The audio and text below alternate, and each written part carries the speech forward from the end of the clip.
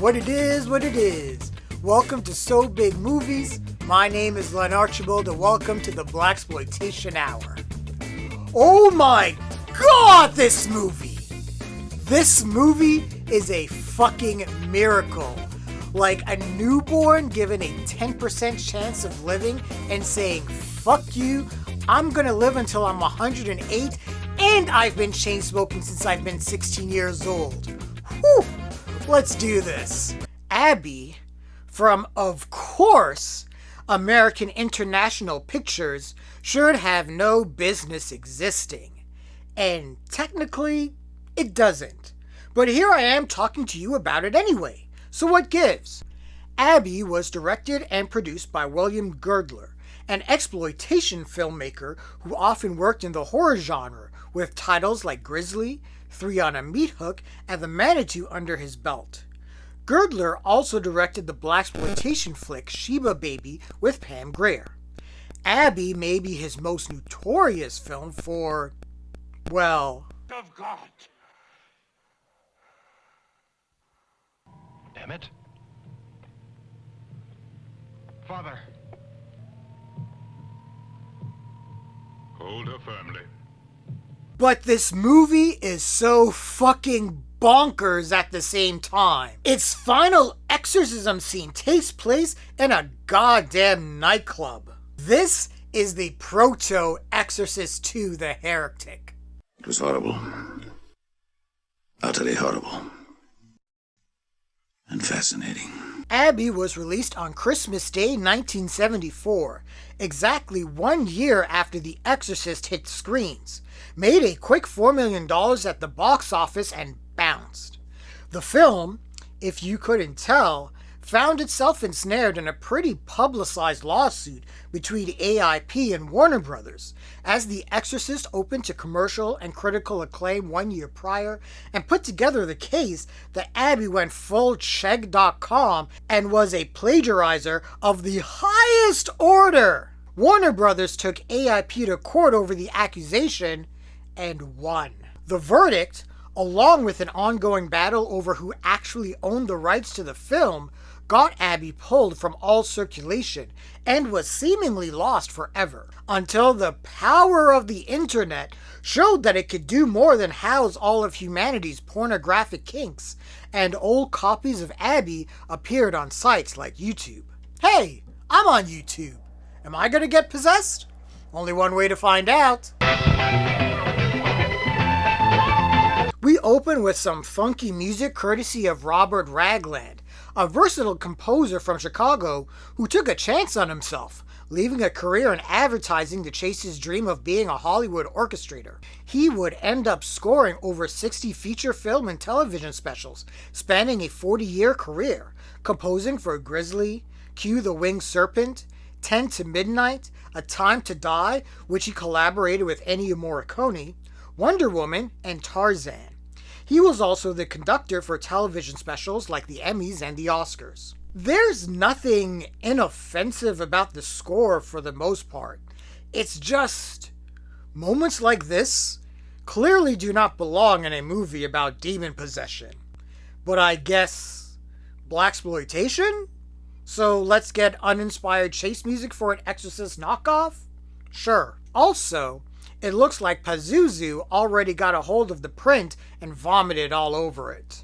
Abby did get 3 DVD releases between 2006 and 2007, but it looks like they were all ripped from a very flawed 16mm print of the film.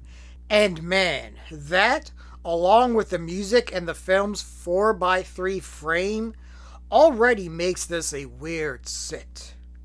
I know this is a park, but the lack of color correction makes it seem like we're on the set of a post-apocalyptic sci-fi movie. And what's with the red credits font that looks like something engraved on the inside of the Ring of Power? How am I supposed to read that and be a dick by making fun of the names? And if I can't be a dick, why am I here? We are introduced to Dr. Garrett Williams, a priest, played by Blackula himself, William Marshall, who I am always obligated to remind you, Let the cartoon begin. Has anyone thought about creating an animated version of Abby? Just putting that out there. Dr. Williams, while enjoying a surprise going-away party picnic with some of his students, makes them aware that they will have a substitute teacher for their final exams, already showing that he's a little sus.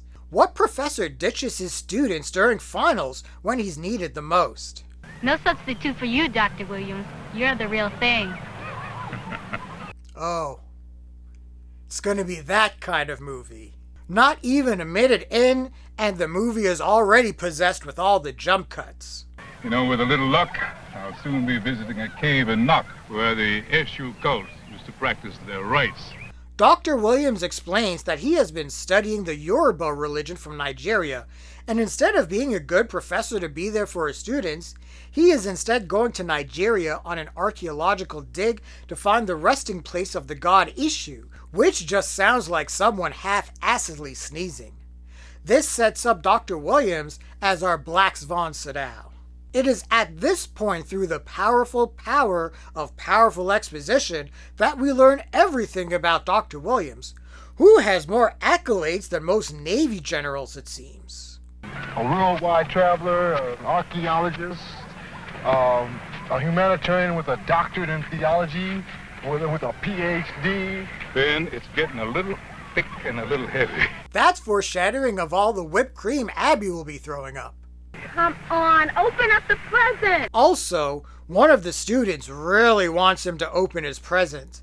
The way she's demanding for it, I'm expecting either a very nice picture frame or Gwyneth Paltrow's head. Aha! So that explains why there were so many questions after the lecture on Eshu last week. Well, my thesis has got to sound credible. Okay. Never heard it pronounced that way before? Well, you know, I think it'll make a good thesis. Maybe the students are already getting possessed. It is at this point through the powerful power of powerful exposition that we learn everything about Ishu, the god of chaos, whirlwind, and sex. Right, and that's when Eshu became the god of sexuality, and actually became a phallic symbol running rampant through the bush. So Ishu is essentially Rudy Ray Moore.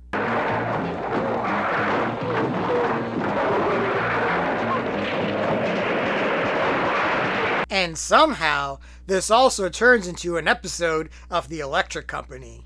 Rhodey, do you realize that Eshu is the most powerful of all earthly deities? Easy Reader, that's my name.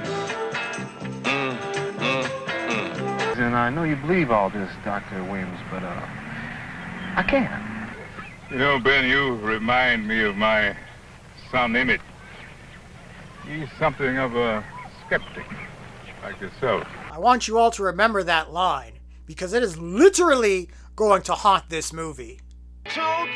Seriously, he looks more like Flava Flav's Baptist uncle than an actual priest. Wait, did he just kiss one of his students? Motherfucker! And that concludes another episode of Things You Couldn't Get Away With Today! And that takes us to our opening credits and talk about a weird song choice that sounds more like we are entering a James Bond movie than an Exorcist film.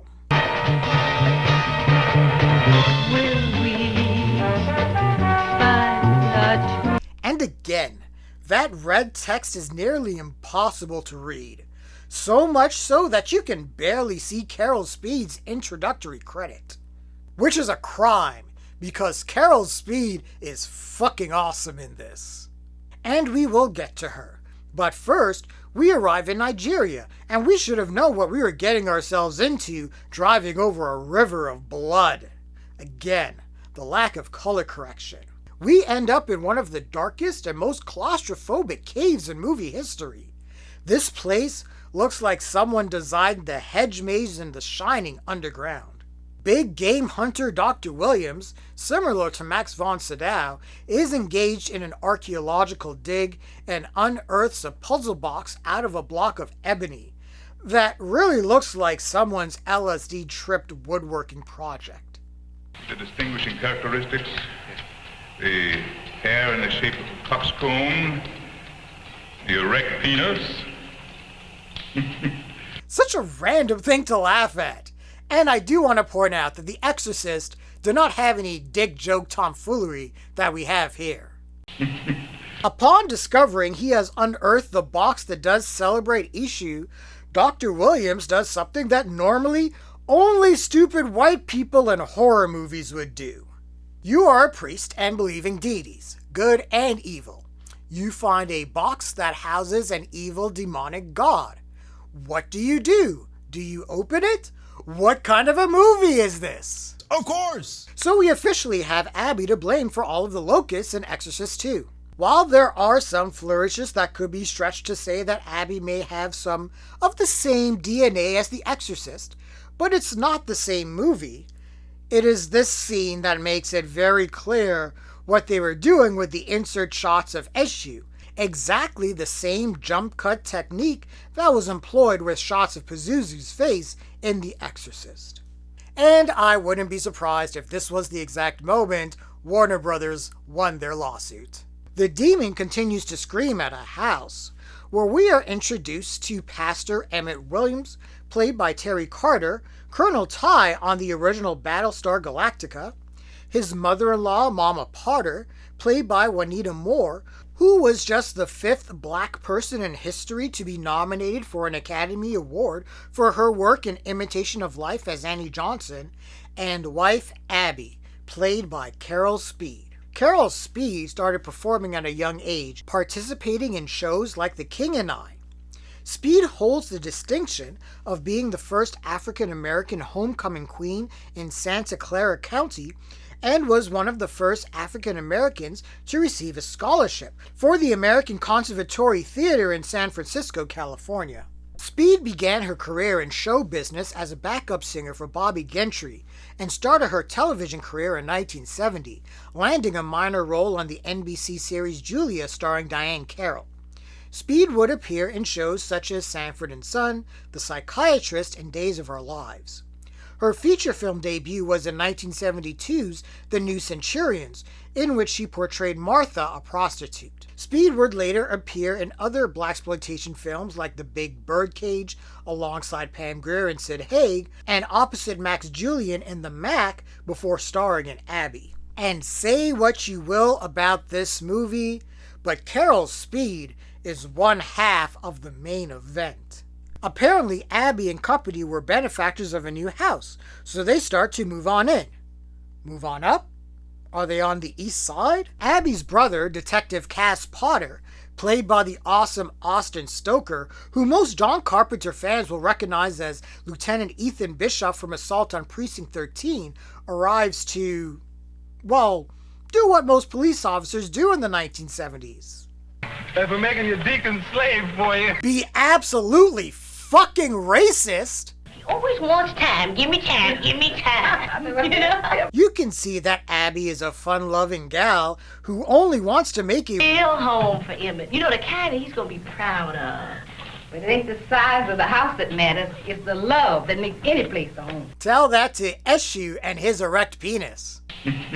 And there is nothing like a post-move-in, good old bucket of KFC right there on the porch. Through the power of exposition, we are told that Abby is a marriage counselor On top of the youth program and working with the junior choir? It would have been nice to see that. A possessed Abby giving a couple demonic marriage advice and mocking their issues would have made a compelling watch. Also, wouldn't have Abby told her mother that herself? Oh, there's a difference between pride and false pride. Ain't that right, Mama? Yeah, the pride for having a foot-long dick, and the false pride of not knowing what to do with it. More dick jokes! Ain't no standing in being proud of doing a good job, living a good life, and loving a good man. I don't have a good man to love. Now I'm really sad. The first clue we should have got that something wasn't right about Abby is when she tried to force-feed KFC down her husband's throat. Now, I know we all like fried chicken, but don't force-feed us that. Unless it's Popeyes. Then you could just drown me in all that shit. The horror music is warning us of impending doom. We either have the Deadites or the Dicks from Poltergeist. Is that why you woke me up? Well, I want you to know that's a pretty silly excuse just 'cause you want to have some fun. But Abby doesn't care about the cold or the earthquake. She wants to make her own human tornado instead. Abby then takes a shower, where I think it's supposed to be implied that she is having an orgasm.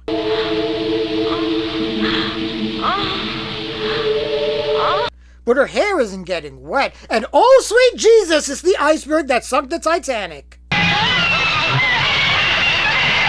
Carol wasn't speedy enough to avoid that. Move this man! Abby, seemingly unaffected by the demonic version of Grimace, heads to the basement to do some laundry, and clearly she used the wrong laundry detergent. We are a Tide house. Get that cheer shit out of here, bitch. And we get more flashes of Issue totally not Pazuzu, and the best non-reaction you can get. There's nothing like a post what the fuck something happened that I can't explain dinner. I wonder if Abby will mention the incident in the basement. Nope. There's nothing greater on God's green earth than a man and his woman working together. I don't have a woman to work together with. Now I'm doubly sad. Is water the best you can do on a special occasion like this? I mean, couldn't you at least turn it into wine? That's someone who clearly hasn't read his Bible. And that's coming from a skeptic. Toast. To my loving family and our new home. The glass breaks, and that's it. The scene ends. We don't see the aftermath, and it's never mentioned again. Abby and Mama are just chatting it up at church, cutting up chicken. Now I want church's chicken. Well, you know, I never could understand why God made these poor little chickens' necks so long. That's actually a good point. Hey, God, chicken necks. Why so long? Way too much decapitation room. I killed a chicken once when I was young. It was traumatizing. But the sight of that sweet, sweet poultry plasma and the soundtrack puts Abby in the mood to use her tongue as natural stuffing in that bird, and this was the first moment I realized that Carol Speed was going to go for it and overact her ass off. And I welcome it. I can't blame Issue for this one. You shouldn't orgasm with sharp objects, unless you have the lament configuration. Jesus wept. Thank you, Dr. Henry. Sure. Reverend, has she been depressed lately? Acting peculiar? Anything? Oh, this was just an accident. Strange accident. Yeah, fuck you too. And this is the first of many instances of Emmett being a bitch. Stand up for your wife, son. Abby cries with her mom over her arm, which now I hope doesn't turn into a radioactive snake. And is it just me, or does the writing here sound very, Mama, what happened to my arm? Now, don't be moving that arm about. The doctor says you're going to be all right. Let me just check something here. Yep, written by white people. The next scene, we have Abby at church singing a song Carol Speed wrote specifically for the movie, My Soul is a Witness. Yes.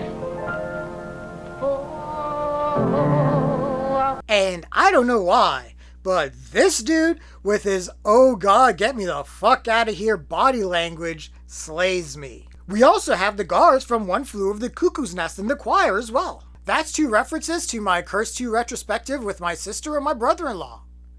That's 2 more references than anticipated. Shortly after, Issue decides the only way to stop Abby singing is by demonic deep throat. And again, more non-reactions.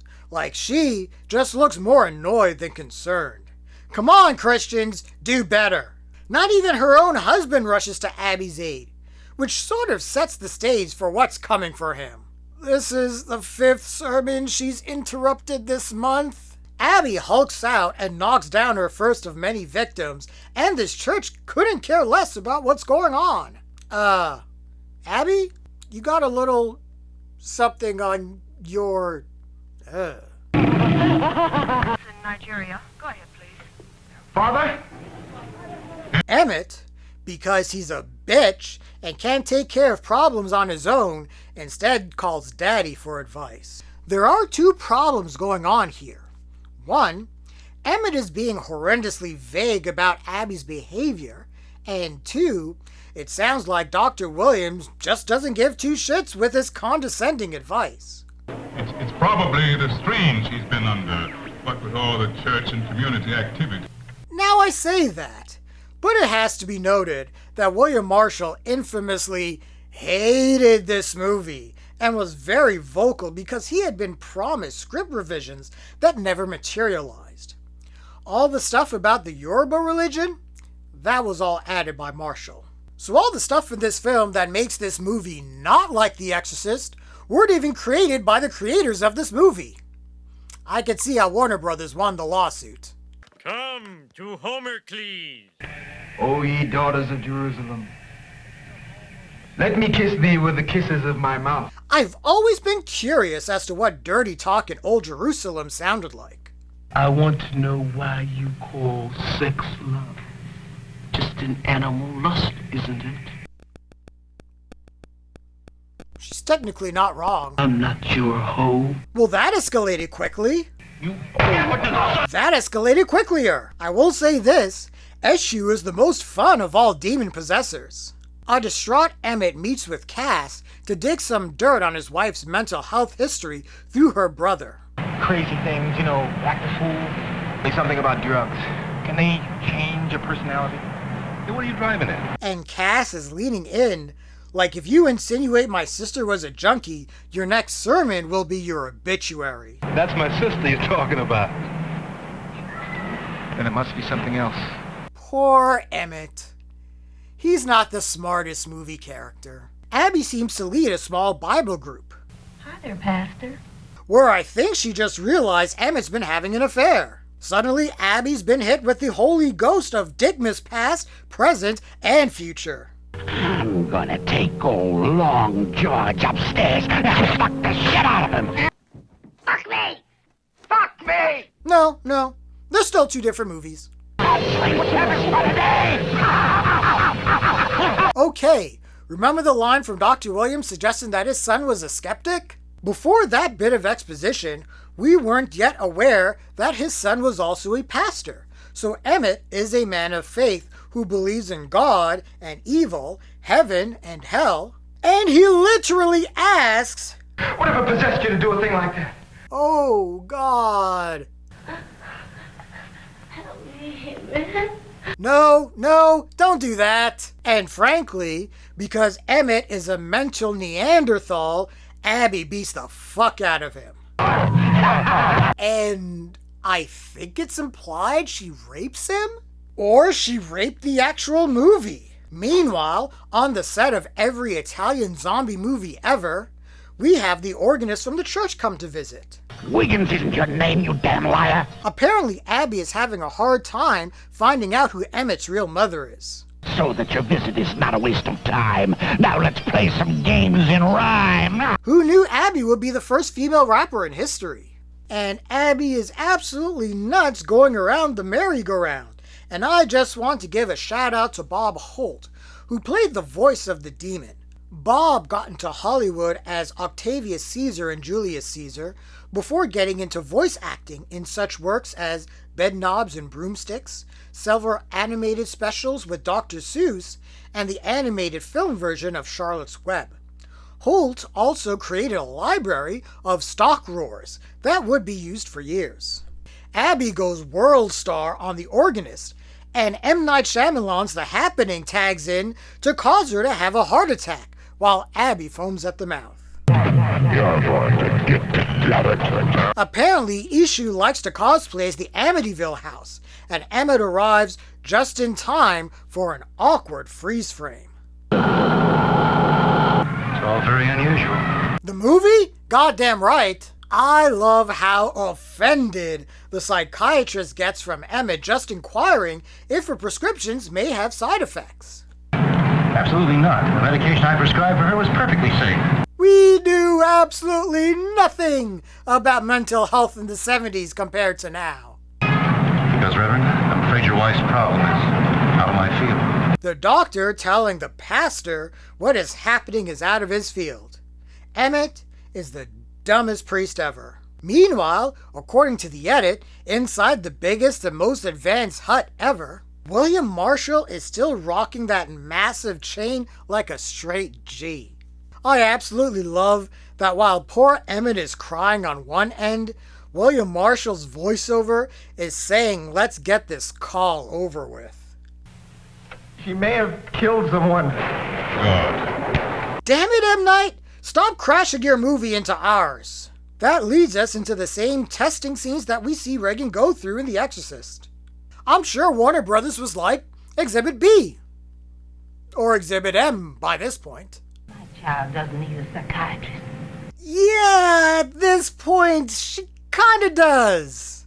She ain't mentally ill. As someone with bipolar 1, knowing the stigma of mental health in the 70s, especially among the black community, this moment hits a little different. Oh Lord, Lord, sweet Jesus, Lord, God, Lord, sweet Jesus, Jesus, Lord, God, God, Lord, sweet Jesus, Jesus, Lord, oh Lord, God, God, sweet Jesus. Once again, Abby attacks Emmett. And I know I've called him a bitch, but by this point, I'm starting to feel for the guy. Not even the movie's editor is giving him any dignity. The soundtrack lands the plane and hails the arrival of the good Dr. Reverend. Meanwhile, Abby escapes the hospital and goes ham on anyone in her way. Emmett and the Reverend arrive to see Abby surprisingly there. Abby, what are you doing here? Now, that's a silly thing to say. This is my home, isn't it? Of course, his father is a very handsome man, too. Such powerful arms. Awkward! And now we start to get into the other half of our main event. For as much as William Marshall hated being in Abby, he still gives 100% in his role. Hold her! You son of a bitch! Oh, Emmett. Hear me, demon. Leave this woman body! God damn, he's so good! Abby then turns into the WWE of Blaxploitation horror as Abby and Reverend William spend the rest of the film on a war of worlds that The Exorcist, on its best day, would never have been able to achieve. Abby's escape is powerful enough to swallow a fucking 6.5 earthquake and murder the editor at the same time. Emmett, come back here! Gotta stop Abby! Holy shit, Emmett just carjacked that old white lady. Even if he saves Abby's life, Emmett is not getting out of this alive. This is the one time having a brother on the force is a good thing. You see, there are hostile forces all around this house, and they have to be eliminated tonight, or she'll die. How do you know that? Emmett drives around for a bit before hitting up a phone booth that rings for him. Got a message from your loving wife. My wife? Time for Abby to live. Abby, is that you? Oh, Emmett. You poor dumb boy. Yes, quite unintentionally, I released the spirit of Eshu while I was in Africa. And as a part of his campaign to destroy me, he now has control over your sister. So there are holes all over this movie like a dartboard. But I do have one question. Why is Eshu mad at Dr. Williams? It's clear that he was imprisoned for at least 1,000 years and he's let out. I'm not sure that Eshu is mad as much as he's using Abby as a conduit to celebrate his escape. This concludes the movie nerd portion of the show. Back to our regular scheduled dick jokes. The other main thing here is that the Reverend, while showered with accolades that makes him better than 99% of the planet, is oddly not given any credence that he is a licensed exorcist. Sure, he seems to be an expert on the Yoruba religion and Eshu, but that doesn't mean he's qualified to be an exorcist. Hell, I can name every WrestleMania main event backwards, but that doesn't mean I can run a promotion. And this concludes the wrestling nerd portion of our show. Back to our regularly scheduled dick jokes. Maybe a bar or... A bar? What would she be doing in a bar? Abby doesn't drink. Damn it, Cass, Abby doesn't do any of the things she's been doing. Okay, that was a genuine reaction. You brought me back around, Emmett. You brought me back around. All of us who are concerned must be involved. Remember, Christ taught his disciples to cast out devils, and all who believe in him are his disciples. Our faith and our unity of purpose are our main armor. Like I said, I'm with you, Doctor. That's faith, too, isn't it? Now I want to watch Assault on Precinct 13. It took a while and a contrived way to get there, but we have arrived at our obligatory club scene. That, if it was any more 1970s, it would rub your face on the cigarette-stained rug, do blow on your corpse, and force you into a swingers key party, not necessarily in that order. And these cats are grooving, and you have to wonder what they are dancing to, because it obviously isn't this soundtrack. All the Soul Brothers are here. Joker Silk, The Grey Ghost, Andre 3000, who I'm convinced is a time traveler, and I think my Uncle Ken, staring at that ass. Kids, this is what was done before swiping left or right was ever a thing. Abby makes her entrance and heads straight for the dude she vomited over earlier. Well, I hope you have some room left, sweetie, because your dessert is still to come. Phrasing. Even after Abby leaves, the movie continues to boogie down. But who cares about that? Abby has taken that dude and they are shagging hard in the backseat of his car. Okay, this is the point where AIP should have stood up and defended their movie. Abby takes a wild turn at this point. Because Eshu is a god of chaos that uses sex as a way to destroy and enslave, Abby's possession is manifested into her becoming a raging nymphomaniac. Could you imagine if The Exorcist turned 13-year-old Reagan into a raging nymphomaniac? Well, it is William Friedkin directing, so I guess you really could never know. And then this happens. I told you killing is your nature. Does that happen in The Exorcist? After Cheech and Chong smokes out Jesus, Reverend Williams begins to prepare himself. But seriously, dude, trying to look righteous with that big-ass cross is just distracting. So that I may be worthy to carry thy pure light into the struggle against the sinister forces newly operative here. William Marshall, you do not have to try this hard. You are a professional and a national treasure. The brothers Grimm are having a hard time locating Abby. He said something about this demon in Abby is something he accidentally released, and now it's out to destroy him. What? Okay, that was a great reaction. Keep reeling me in, Emmett. And now we're back to our club, where Abby just sparked the inspiration for Jungle Fever. No way would The Exorcist have Reagan be a part of an interracial love affair. You know what? I think you're really generous. I just might try you a little bit later on, too. When you're a demon and you have so many new cars to test drive. While Emmett, Cass, and the reject James Bond score searches for Abby, Reverend Williams is led by the scary score to find that Eshu has been Candyman all along. And there's no way Tubular Bells would work in this movie.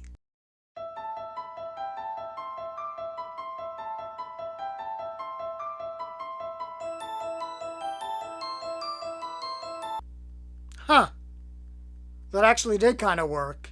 Emmett and Cass reach the club where Abby was at and decide to wait for her and call Reverend Williams, who tells them he is on his way.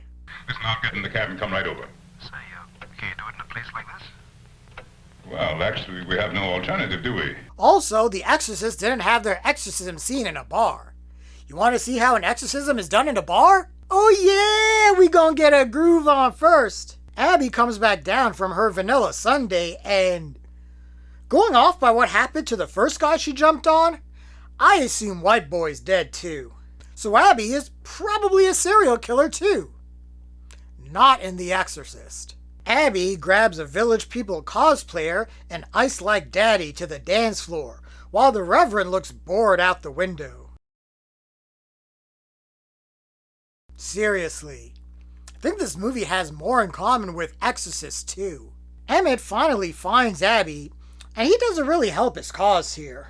Again, I can't stress how much this movie absolutely hates poor Emmett. The dude just found his possessed wife, and now the entire bar wants to humiliate him. But it's a good thing for Cass, and holy fuck, he's got a gun! While the rest of the bar bounces, Big Man stays behind. Hey, just trying to help you, Abby. Come on. Wow. Come on, Abby.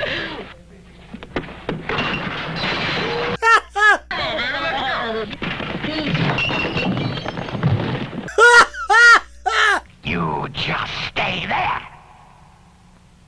Abby stabs Cass with the Force. What do you think of my powers now? Not very much.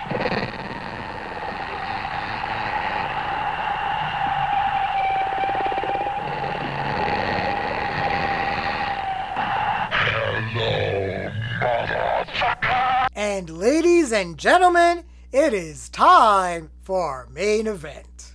The power of editing compels you! Father, you've got to stop whatever that is. We're here together and ready. The time has come.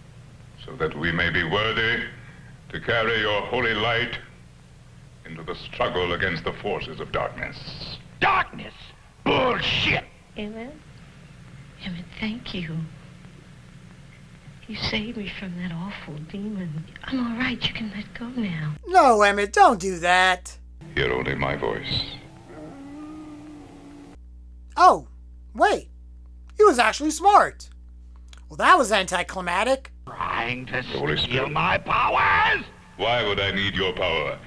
You're nothing but a minor spirit, masquerading as one of the mighty Orishas. What are you trying to pull? Well, it's obvious you're not the real issue. Wait. We've been told this entire movie that Eshu this and Eshu that, and it's not even Eshu possessing Abby? That cheapens pretty much everything. Who came up with that dumbass late rewrite? Oh, I understood quite easily your blasphemy. You're faking. Kini Akbara Esuje Itanje Lasani. Seriously, Mr. Marshall, you did not have to go this hard. That was random? Oh, hold her down, you weaklings. And Emmett, aren't you supposed to be a pastor? Shouldn't you be helping your dad a little better? Seriously, a deer in fucking headlights.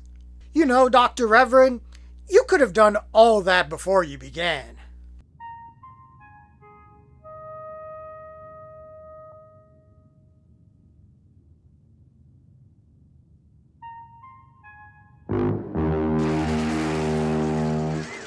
The Reverend drops some herbs on Abby, making her foam at the mouth and releasing non-Eshu from Abby's body and back into the box, and destroys Disco in the womb. It is done. Wow, that was anticlimactic. Again, not like The Exorcist. And William Marshall walks off the set triumphantly to meet Pee Wee Herman and bring some dignity back to his career. How long does it take to say goodbye to Cat? Is not Eshu back to take the volume? Oh, no. They go on the plane and hold on the flight attendant and end scene. Huh. Again. Really anticlimactic. This wasn't The Exorcist at all! Warner Brothers argued that Abby was the same scenario as The Exorcist because both protagonists are possessed by demons. But it is clear that Abby is dealing with a more specific demon entity than The Exorcist. Pazuzu wasn't canon yet, as the original Exorcist convinced audiences that Regan was possessed specifically by the devil. It was a moot point, as there were enough elements from the film that Warner Brothers won the lawsuit. Even similar to The Exorcist, the cast of Abby tried to convince the world of the set being cursed, but apart from a tornado that hit Louisville, Kentucky, and 9 other states, there were no real on-set incidents. It is most likely that Warner Brothers also confiscated all of the copies of Abby produced in 1975. The film didn't garner much positive attention, with the New York Times saying Abby is more silly than shocking, even if it seems to take itself seriously. That it made such a profit on its $100,000 budget is madness. Because the film was pulled, it was forgotten pretty quickly, and everyone in the cast and crew had moved on to do bigger and better things. But there was always a subset of weirdos who always wondered, hey, whatever happened to that Black Exorcist ripoff? That existed, right? That wasn't some sort of Mandela effect, right? And here's how I would rate Abby out of 5 Black Power Fists. Story, 2 out of 5. Abby is an Exorcist ripoff. Duh. But if there is one thing going for it, it's the addition of the Yoruba religion and Eshu, not Eshu. But yeah, this is just Black Exorcist. Filmmaking, 1 out of 5. I admit this is a cheat, but I caught a bad 60mm print that was ugly, and that just makes every shot looks flat and unattractive, and the freeze frames and edits and sound design is just off the wall weird. Soundtrack, 2 out of 5. Not only was this particular score uninspired, as it sounded more like something out of Tom Jones than Blaxploitation, and on top of that, it just didn't fit. Then we had the scary part of the score, which was about as subtle as a sledgehammer. Black Power, 3 out of 5. Well, one thing the movie got right was William Marshall and Cass as 2 dudes who could get stuff done. But Emmett is an idiot, and poor Abby had absolutely no agency at all in this movie. Negative stereotypes, 2 out of 5. Again, the Dr. Reverend and Cass are at least 2 strong characters, but nearly everything else screamed cheap blaxploitation, and it shows. Influence, 2 out of 5. If you are one of the 20 people watching this, congratulations! You are now 20 more people out of maybe 1,000 that knows this movie exists. Other than having some name recognition in the cast, the film came and went in the box office with both a bang and a whimper, and was nearly frozen out of existence. Overall fun factor, 2 out of 5. While this movie is bonkers, I admit, it was also a bit of a slog to get through with the look of the film, and there is a chunk that is just people dancing, and dancing, driving, more dancing, more driving, more dancing. Boy, clearly not all blaxploitation movies are created equal. I have tortured my eyes and ears for your entertainment, saying bad jokes that only I find funny. Now, I've mentioned that The Exorcist is one of my essential 5 movies, so I consider myself an expert on all things The Exorcist, and I can unequivocally say that The Exorcist and Abby are 2 different movies. In fact, I believe Warner Brothers should re-release Abby, just so we can see that Abby is in fact better than The Exorcist Believer. The Exorcist Believer is the movie that really should be banished. I'm sorry, lady, it's an emergency. No! What are you doing? No! What are you doing? Don't do that!